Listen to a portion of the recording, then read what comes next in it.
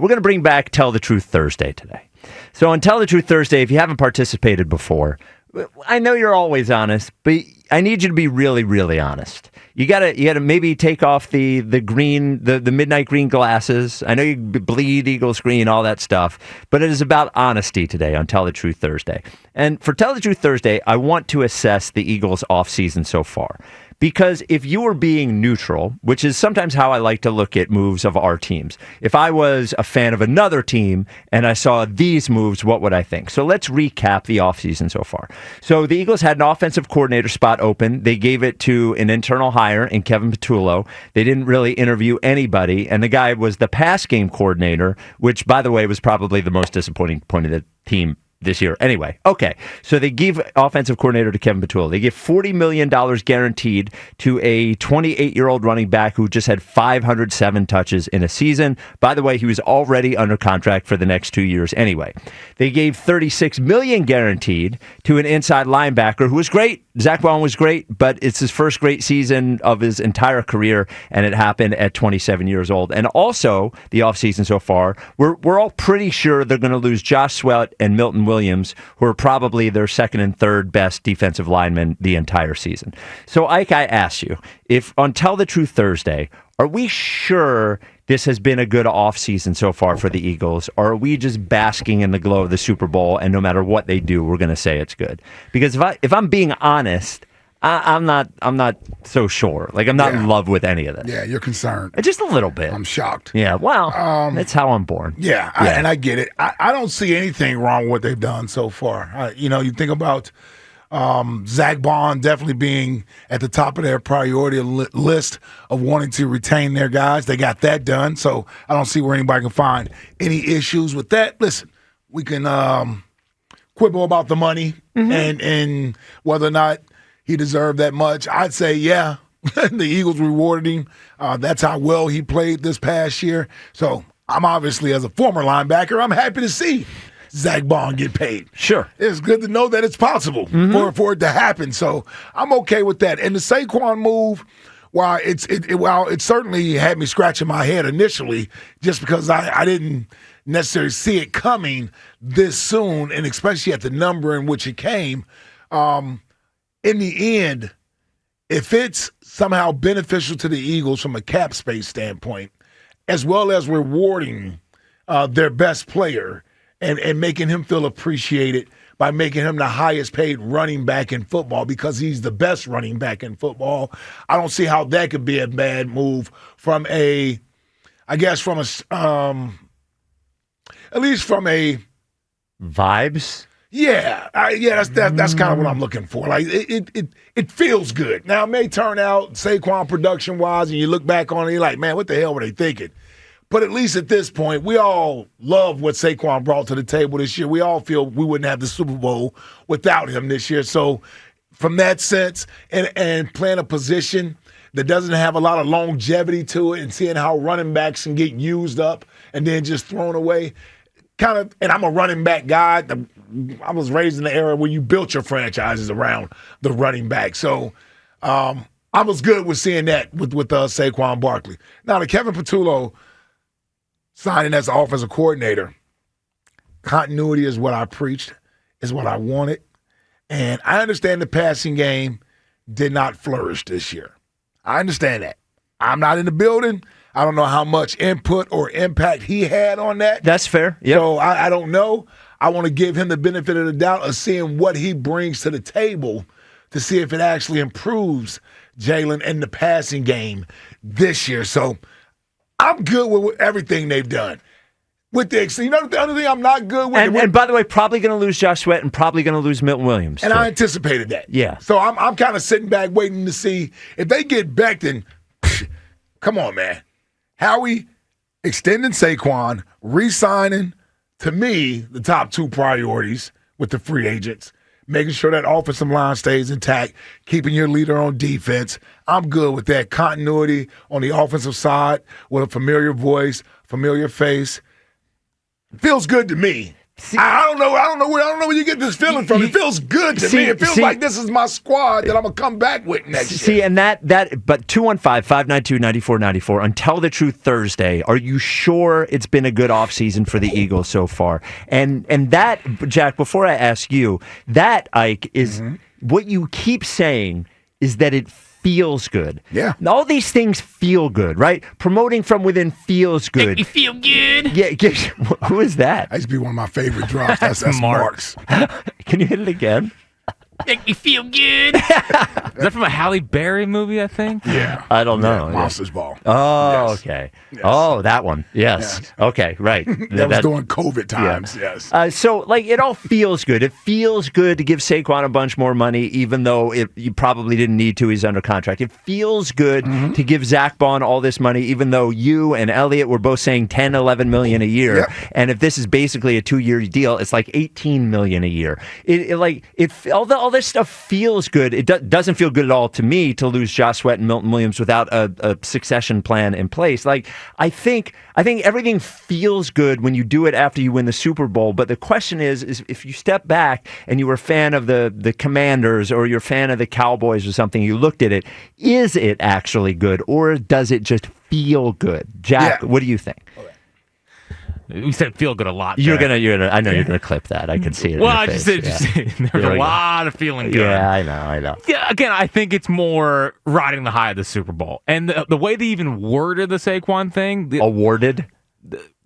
They worded? Yeah. No, they said in the, by the way, in the email, we awarded Saquon Barkley. Yeah, which I thought was odd. And it didn't scream to me like they made a cap-saving move there. It was like, thank God. So it feels like a lot of smelling themselves this offseason. I don't like the Patullo hire. I hope it works out, obviously, because we want the Eagles to be good, but I don't like it. Yep. And Saquon, I don't think they had to do it. And the rewarding thing seems weird. So, Bond, I think you had to do. They had no choice. Like the Bond thing, you had to re-sign Zach Bond. And the money's the money. It is what it is. But I give it a nice C+, B- so far. I give it a C. I give it a straight C. What would you give it? What? Like if you were to grade the offseason so far. Oh, so far? An A. Oh, you're out of your mind. You give him an A? Yeah, why not? What am I deducting points for? Not interviewing other offensive coordinators, giving Saquon $40 million when he was still under contract, paying $18 million a year for an inside linebacker, and losing Josh Sweat and Milton Williams. Well, first of all, they haven't lost him yet, but Patullo's been here. He's been a big part of the success of the team. Yeah. So we want to see what he brings to the table. Okay. And it makes the head coach happy. Oh, thank Which God. is important. Great. Yeah. It's important. I know you guys want disharmony. We'll get to the disharmony that's going on. That's where the money's at. We'll get to that. But hold on, they made Doug happy, and what got them the Super Bowl was Howie taking control of the coaching staff. They got Kellen Moore. They made Doug happy. They didn't have players. How many times do we need to point this out? 18, 19, 20. Look at the roster. Right. We brought love D-Jack, but we brought D-Jack back here, and I think he played 5 games in 2 years. Yes. These are the things we were doing. Yes. We drafted Jalen Reagor. So really the construction of the roster contributed to the lack of success the team had post-Super Bowl. We don't have to worry about that this time. We should all feel good that they're investing in good players. Now, Zach Bond, I don't know if he's going to be a Defensive Player of the Year candidate again next year, but I don't expect a drastic drop-off. No, not drastic. From what he was this past year. And I think he'll be here 3 years, Spike, so it really is a $13 million. No, it's a $12 million a year contract. No, it's 3 years, 41. So if that is... Well, that 41 is but 36 guaranteed. 14. 36 guaranteed. Yeah, but it'll be 3 years, 41 million. So it's like $14 million a year. 13. Okay. Yeah, well, that's a lot more than you and Elliott said it was going to be. Okay, but it's still not $18 million. Well, okay, fine. That's the point. I mean, it's $2 million more than we said it was. Well, can't wait till we give him a thank you contract in 2 years. I'm just saying. All right. 215-592. How many thank you contracts did you hand out as program director of WIP? None. You shouldn't be saying anything. Wait, why? Because quite frankly, a player you and I both love, he wants an extension. And you know damn well, had they won a World Series this past year, you'd be saying, give him the extension that he wants. The Bryce Harper, thank you. Yeah. He's 54th in AAV. I'm just right, saying, okay. this is what you'd be saying, give him the extension because he brought us a World Series championship. That's what Saquon just delivered. But would it be a smart thing to do? Yes, you would say yes because your star needs to be made happy. He needs to feel whole. He needs to feel appreciated. I think it meant something to Saquon to be the highest paid running back in the history of the game. Lord knows that he sacrificed the freaking rushing record in the final game of the season. 211. I'm just saying he sacrificed that. That's the earliest we've ever done it, though. He deserved this just because of that. 215-592-9494. Do you really think the Eagles have had a good offseason so far, or does it just feel good? We do have next question today. We've been really lax in awarding Foxhole Guy status, so I'm bringing that back here. If your answer is selected, you will become an official Foxhole Guy, the WIP Afternoon Show. It was announced today that Around the Horn is going away, a long-running ESPN show, legendary show in its time, very, very good show. So for next question today, after you get your sports point out, we're going to ask you, what show would you love to bring back? And you're bringing it back in its prime, by the way. Like, you know, if you're picking a show, it's not everybody now. It would be the show in its prime. What would you love to have new episodes of any show? Jack, would you like to give us your next question? Yeah, and I'm taking Mount Rushmore off the board. Okay. I want to bring back Seinfeld. It went off the there you go. It went off the air at number 1. I would love to see a 2025 version of Seinfeld. What they could. Aren't there enough Seinfeld episodes for the rest of time though? You need more Seinfeld episodes. And they actually are pretty relatable. Even today. Yeah, so I would like to see an updated version of that. Ike hasn't even watched the original ones. What do we need more Seinfeld for? All right, Ike, I have not seen a full episode. Do you have a show you'd like to bring back? All right, I have many of them. I have many shows, but I'll give you one. Okay. I'm going to go with Undisputed. Oh, wow. Yes. Wow, you must really miss that show. I love Skip and Shannon, because it's only been gone for a year? A year, yeah. Wow. And my mornings haven't been the same. Okay. You know, they really haven't.